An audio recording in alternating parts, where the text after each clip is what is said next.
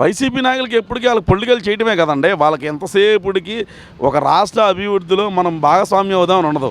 ఉదాహరణకి మీరు తమిళనాడులో తీసుకోండి, అక్కడ రెండు వేరు ప్రతిపక్షం బాలపక్షం ఉన్న రాష్ట్ర అభివృద్ధిలో వాళ్ళు కలిసి వస్తారు. ఇక్కడ మన దౌర్భాగ్యం ఏంటంటే ఆంధ్రప్రదేశ్ అది తెలుగు రాష్ట్రాల్లో కనీసం రాష్ట్ర అభివృద్ధి అనేది వీళ్ళకి అనవసరం.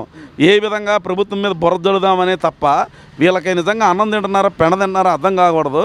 నాకైతే అసలు వాళ్ళ మీద చూస్తే చిరాకు వస్తుంది. ఒక పక్కన మనం చూస్తున్నాం రాష్ట్రంలో జరుగుతున్న పరిణామాలు, ప్రపంచంలో జరుగుతున్న పరిణామాలన్నీ చూస్తున్నాం. ఇంత దారుణమైన పరిస్థితులప్పుడు కూడా విమర్శించడం ఎంతవరకు కరెక్టు? ఒక ముఖ్యమంత్రి మీరు తీసుకున్న నిర్ణయం అనుకున్నప్పుడు ఆ రోజు పవన్ కళ్యాణ్ గారిని, చంద్రబాబు నాయుడు గారిని కరోనా టైంలో మీకు సపోర్ట్ చేశారు. మీకు వాళ్ళు ఆర్థికంగాను హాస్పిటల్లో గ్యాస్ ఇది మన ఆక్సిజన్ అయిపోతే వాళ్ళు ఇవ్వడం కూడా జరిగింది. ఎందుకంటే ప్రభుత్వానికి కష్టకాలంలో ఒక అన్ఫార్చునేట్గా జరిగే కొన్ని పరిణామాలు అప్పుడు ప్రతిపక్షం వాళ్ళు కూడా సహకరించాలి. మీరు అది సహకరించడం మానేసి ఏ కాడికి బుర్ర జల్లితే అది ఎంతవరకు కరెక్టు? ప్రజలు కూడా మిమ్మల్ని చీ అని అసహించుకునే పరిస్థితి.